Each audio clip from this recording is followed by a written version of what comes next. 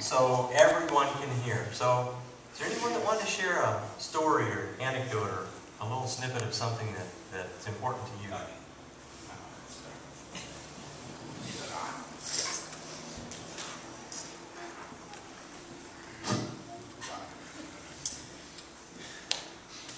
First of all, I'd like to thank everybody for coming.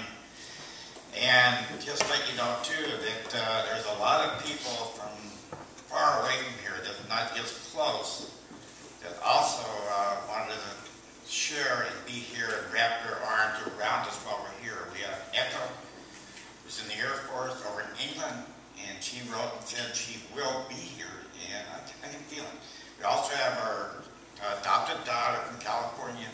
They sent us this beautiful arrangement, and she said her and her children are all want to be here too. So hopefully everybody's going to feel their presence. There's also other people in Arizona, Travis, his family, and all of them that also want to be here. Anyway, I'd like to thank them and everybody. I'd also like to do just a couple of little quick things here. Won't get too long. A few years ago, down in California, I had a secretary, several years ago. And she said, Stan, you and Linda are too close. And someday, something's going to happen to one of you. And you're going to regret it. Now, last Monday, something happened to one of them. And I do regret it. And I look back now and I think, yeah, she was right. Except for one thing. What I regret is not what she thought I was going to regret. What I regret is I wasn't close enough. We should have been closer. That's what it means, and as far as I'm concerned, we really were too far apart all those years, even though we did everything together. Anyway, that's just something, and the other thing I'd like to go quick here. And you don't have to leave, because I sang during our 50th anniversary, so I won't sing. I wrote a poem, and I think all of you see it in your little folder, but I never read it to Linda yet, so this is for Linda. If you want to just hear, you can. If you don't want to listen, hey, that's fine. Linda, this is for you. Free to Be by Straub. Linda, you and I were together since we first met in 1960 on the blind date. That year on October 20th, we vowed to stay together till death do us part. Your passing in August of this year completed half of that vow and our faith. Now we can do whatever we want without any constraints from your heart. My life will continue with you until the second half of that vow is complete. We swore to God to love each other forevermore, and that vow will be kept. Our life on earth was a beautiful experience and was fulfilled without deceit. Whatever I do, we will do it together, you and me, like when we first met. We will continue living our life together till we are joined again in heaven. You and I had a nearly perfect life which will go on forever through eternity. Life blessed us with 3 great sons and many others that made life golden. Now, without you having physical constraints, we are free to be, you and me. I also have a wonderful family. 3 children I have, I couldn't make it without them. Youngest son has been helping his mom, helping me. He's turned the leaf over. A few years ago, he had a rough life. He has completely turned everything around, and I couldn't be more proud of him, and so is his mom. Just for everybody to know, he lost his, I wasn't going to talk this much anyway, sorry. He lost his license a few years ago due to tickets. He got a little money here last week. I thought, what's he going to do with it? Go blow it? Well, guess what? He paid off all his tickets. He got everything taken care of. He has his license now. That's the kind of son that I think it makes me proud. Our middle son from California came up here and he rented a house for us. So down on the coast, and he said it was for all of us as a family. He's done it every year the last few years. This year, he was planned for Mom. She wanted to go so bad. Couldn't make it. He canceled it. And he even told me, he said, Dad, if you want to go, you can go. And I said, I just wouldn't feel right. Anyway, that's the kind of family we got. And our oldest son, Don, is with me all the way. He's helped us out. He loves his mom. They all do. They love their mom. Hopefully their dad. Anyway, that's all I got to say. I got a lot of family and friends, and a nice little niece here that called me Uncle Stan. And I think that's pretty nice. I love Uncle Stan. Thank you, Haley. Thank you. And I tell you, everybody in here is just pretty appreciated. Thank you. Thank you.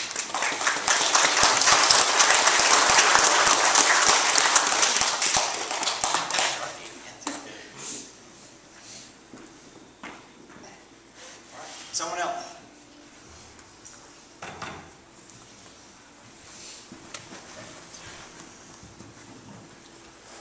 Linda was my friend, and I think she's the best friend I ever had.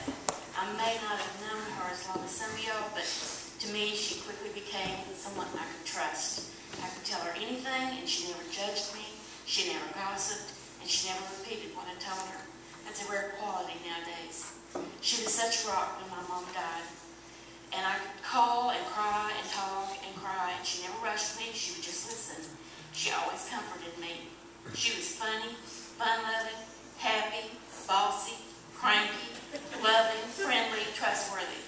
She was an excellent cook, phenomenal marbles player. I never saw anyone with roll sixes like Linda. She loved riding behind Stan on the Harley. I could see her now sitting up there so straight and waving as she passed. She also had a phenomenal temper. I told her one time, Linda, you got to work on that temper.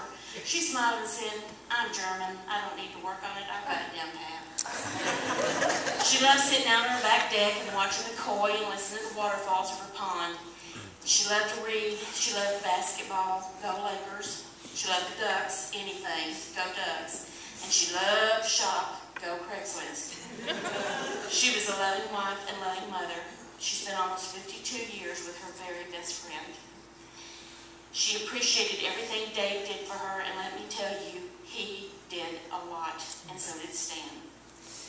When Linda was in ICU that last time, right before she was taken to the 4th floor in preparation for another surgery, she and I spent a few minutes alone and talked. She said she was concerned about her upcoming surgery, and I had never heard her say she was concerned about that. I told her the standard pat answer, don't worry, everything will be fine. But when she looked at me, I knew she was serious. She was scared. But I don't think she was scared for herself. I think that she was tired of fighting all the illnesses in her life. No, she was scared for Stan and for Dave. Yes, the rest of the family too, but Stan and Dave and Linda had a special bond, and I think she was worried for those two most, because, as she once told me, they would be alone after she was gone. She looked me in the eye and said, take care of Stan and Dave for me, please. I said, no ma'am, you are not leaving this earth.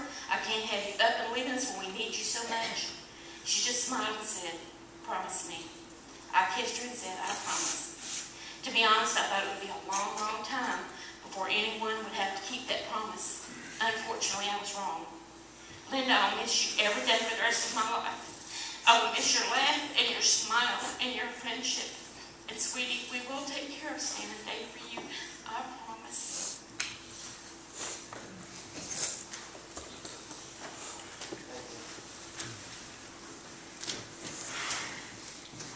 Well, I've known Linda all my life.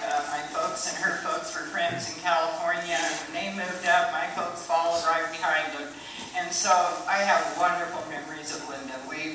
In the 50s, was a fun time. We were camping with our folks, and we were going to picnics, and we shared dinners. And Linda and I were always, I was a little sister. I was 4 years younger, but she always treated me like an equal. So everything we did together was fun, and we loved to swim. I know one time we told our dads we were going to swim across the lake.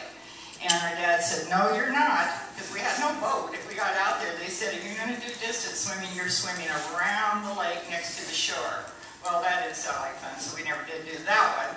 But anyway, all my memories of her are, all the arguments I never think we ever had was over the Lakers and the Blazers.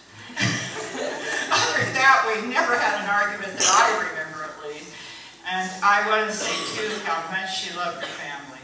I remember the last time I seen her in the nursing home, and she was having such a good day. She had fixed her hair, she was doing her nails, and I walked in, and she was mad, though, because she said, they're all going out to the lake, and they told me I have to stay here to see a doctor. Well, it was on a Sunday, and I said, I don't think a doctor's going to be coming in on a Sunday. She said, well, they told me, and I want to be with my family. So I went out and got a nurse, and the nurse came in and said, no, there's no doctor today. Said the doctor will be Tuesday. She said, well, is there any reason why I can't be with my family? And they said, well, let's check. And they went and they came back and they said, no, you could go. And I said, you call Stan right now. So she was happy because that was her life, being with that family. She loved her friends, but her family was her life. And Stan was the love of her life.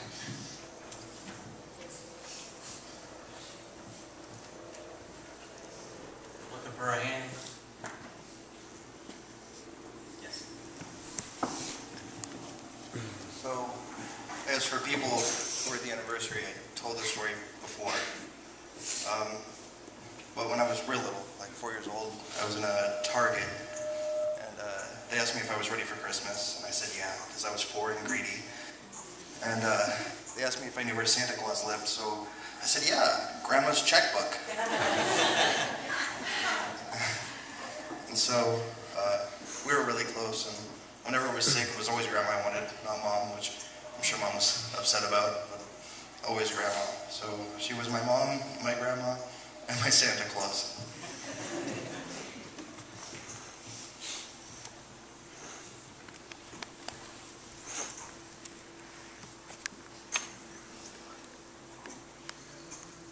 I know Linda hated black licorice. And every time I go down, I take Stan black licorice. And we would ask Linda if she likes them, and she'd turn her nose up. Linda brought a lot into my heart.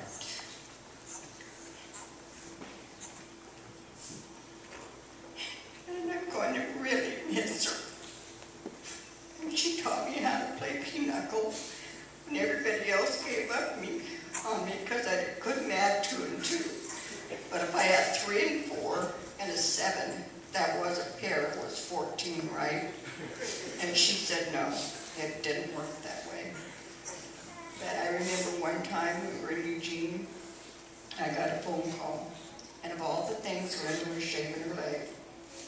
A little teeny nick in her leg, and we couldn't get it to stop bleeding. So we rushed down here, and there she was with a little teeny nick in her leg. And that was in the afternoon, and Stan said by 10 o'clock it still hadn't stopped. She loved her koi, she loved her dog, she loved her family. And I'm going to miss her.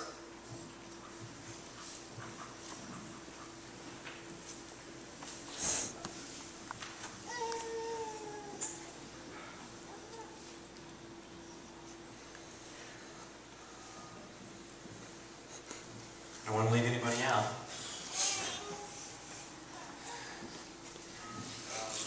My mom really tried for this privilege. She tried, I mean, she almost.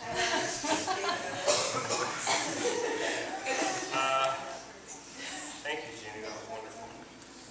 There's a lot of people up here. I'm really, believe it or not, I'm really shy. I'm trying to get to know those people and talk. It's my help.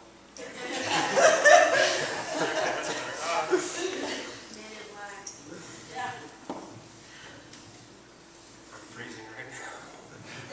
I love my mom. My mom was a wonderful, wonderful person, and you know, she cared about everybody, and she cared about people, and she took so many people into her house. Yes, she did. You know, I don't know how happy my dad was about it, but I have like so many sisters and brothers. It's crazy that, you know, we were filling out the obituary paper. I'm like, what do I do? There's like 20 different sisters, and if I include all those sisters, then we're talking hundreds of grandchildren and stuff. But anyway, she's really, you know, y'all know my mom. She could be mean sometimes. She didn't mean to be mean, but she could be mean. She slapped me at Kmart once. I wanted a 25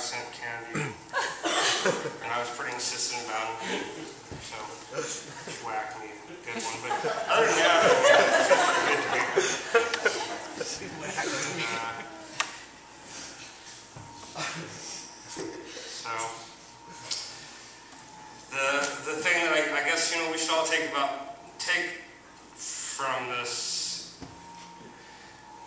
for 2 days she struggled there in the hospital. She fought and struggled, and what she fought and struggled about was to be with her family for this little family reunion thing that we got.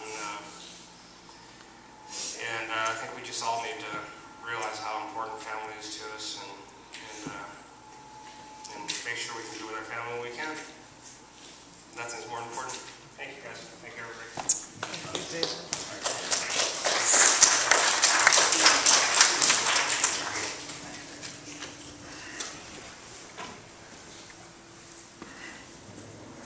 Well, my name is Nick, and I haven't known the Straubs that long, but they've had a profound effect on me. And I think mostly my anecdote about Linda is that she was the most unusual biker mama I ever met. My God, one day we decided to go for a ride, and Stan and Linda showed up. He had Linda on the back of his motorcycle, this, oxygen tubes. And let's face it, Linda was not a petite person.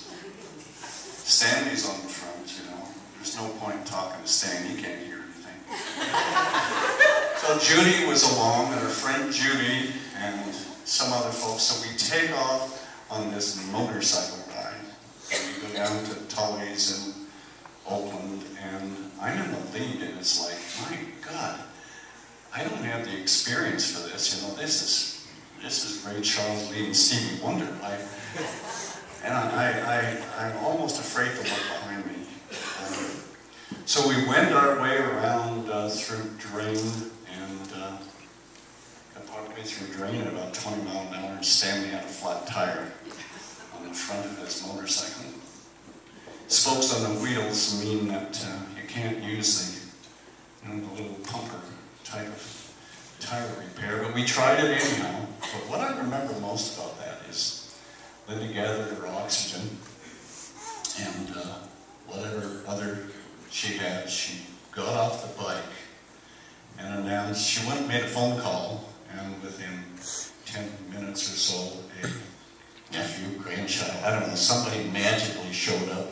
She announced that she had a ride home, so she was taken care of. So, anyhow, that's one of the things I remember most about Stan and Linda, and they became important to me. One other quick anecdote. When I hadn't known them for very long, and I'm walking out of Walmart up in Eugene, I hear the horn blow, and Stan and Linda pull over there. Not on a motorcycle, thank God. And they rolled down the window. We stood there and talked for 15 or 20 minutes. And I probably hadn't met Linda more than a half a dozen times. But what I remember most was that after we had a brief hug, she took my hand and she held onto my hand for that entire 20 minutes that we spoke.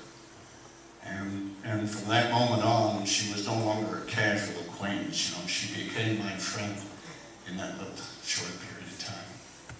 So I'll miss her. I'm so happy I knew her. Thank you.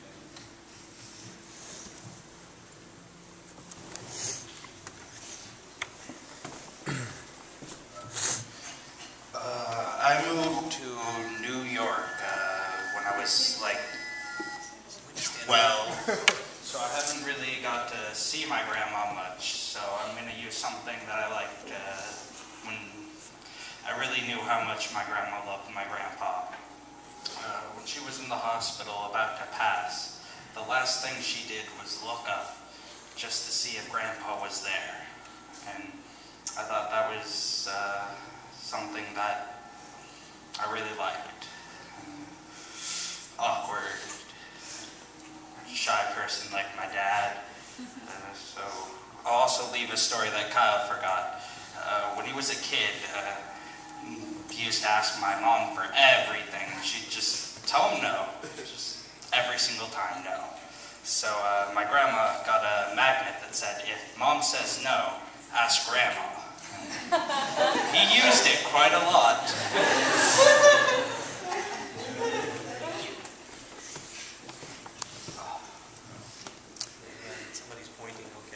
I just, can you hear me? I just remember when Mom and Dawn first got together and we first met for the first time, Grandma and Grandpa, Stan and Linda. Meeting them for the first time, it wasn't like meeting new people, it was Grandma and Grandpa.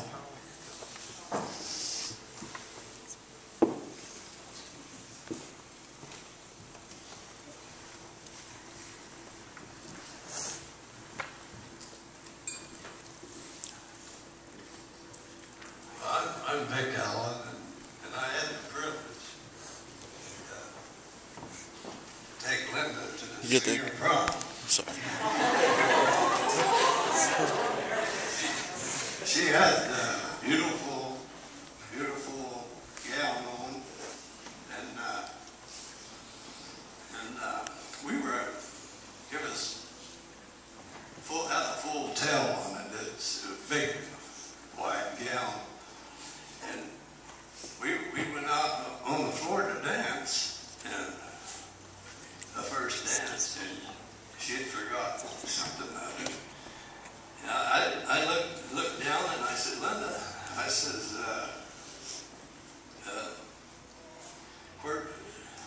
what kind of shoes are those you got on?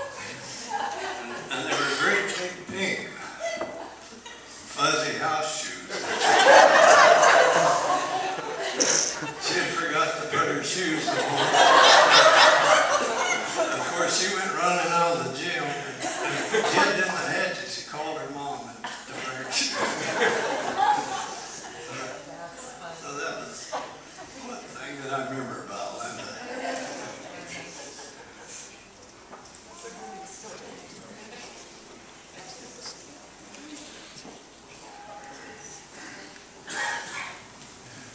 So one thing that we can all remember about Grandma is her cooking. Somebody had brought up that she's a very good cook. Nobody's ever going to make biscuits and gravy like Grandma. Her spaghetti, she'd make big pots of spaghetti, have the whole family over. Even though Dawn doesn't like this, one of the things that she made special for me was my cucumber, tomato, onion salad. Every time she knew we were coming over, she'd make it for me. And just like Chris was saying, you know, I came into the family too, and Grandma and Grandpa, I love you.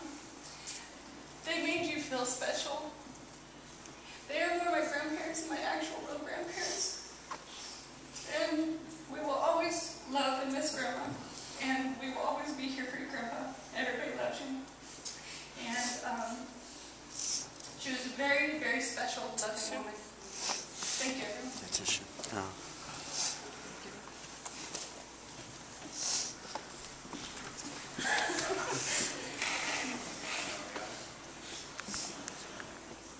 My name is Phil. I've known Aunt Linda all my life. And you may think she's gone, but look around you, your friends, your family, and even this brand new baby here. There's a little bit of her in all of us. So she's not gone. She's just someplace waiting to get back to us. I like to think she's maybe at Grandma and Grandpa Laird's house, right?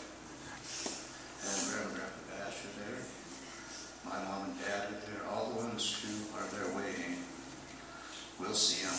And this will be there someday too.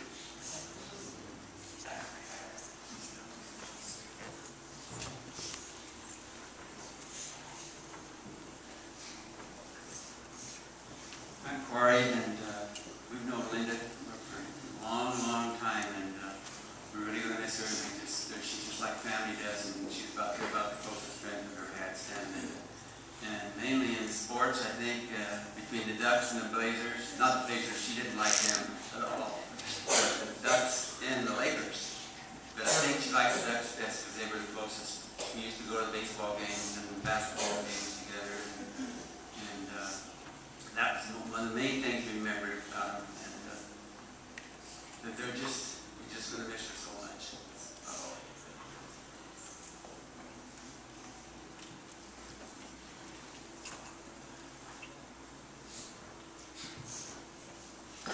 I haven't known Linda that long. serious about her games. Good, loving, caring person.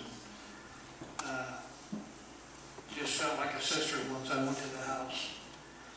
And it's going to be great to see her again when I get there.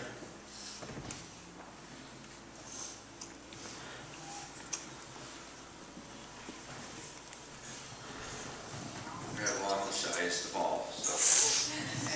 But I wanted to just say, you always hear people talk about how somebody did this for others and somebody did that. Mom and Dad really did. And I think I brought home most of the strays. And luckily I had one of those corner group beds, so there was always a bed for somebody. And I think a couple times I had friends that ended up being brothers that lived in either the closet or on that second bed. And not really proud of this. In fact, one of my daughters over there told me, don't tell this story. I probably dated way more girls than I should have been legally allowed to. It seems like I'd go out with the girl for a week and then I'd push them out the front door and I'd stand guard to make sure they didn't come back while Mom's opening the back door and letting them back in. And so half of them have become sisters now. Anyways, they really did, Mom really did take anybody in and loved everybody.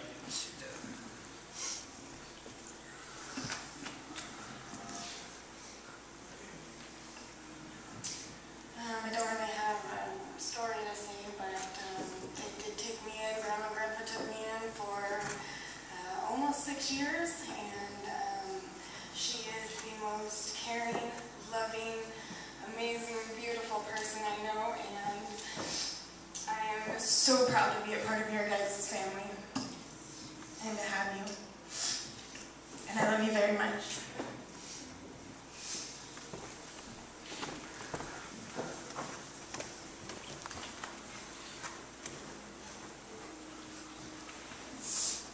My name is Leslie, and I met Dave and the family through getting our GED together. And I just know that she really loved kids. Every time I would bring my little 4-year-old redhead baby over, she'd always have candy waiting for him and the koi food out so he could go out and play with the fish. And it is a very, very nice, great family, and we will miss her. Thank you. I met her mostly over the telephone, and she'd always have a special little thing to add to the recipe or tell me where the berries were going to be ready because I'm in Oregon. But there's always a phone call or something. But the children, you could go there without calling if you had a child because she'd just be so excited and the special warm energy and just very kind to them. You know it from me and the rest of the family that she had a lot of influence on all of you. You're all very lucky.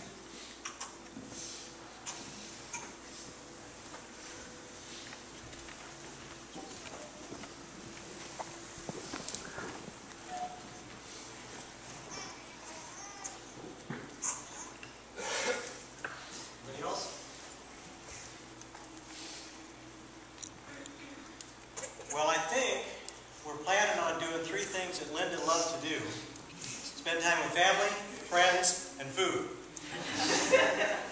But before we do that, I just wanted to take a little personal moment and quote W.C. Fields. W.C. Fields once said, "I'll never be a part of a group that will have me as a member." I feel very privileged and very fortunate in some small way be a part of this group and be a part of this family. Thank you very, very much. Thank you all for coming. I think we're going downstairs for that, so y'all come. Thank you.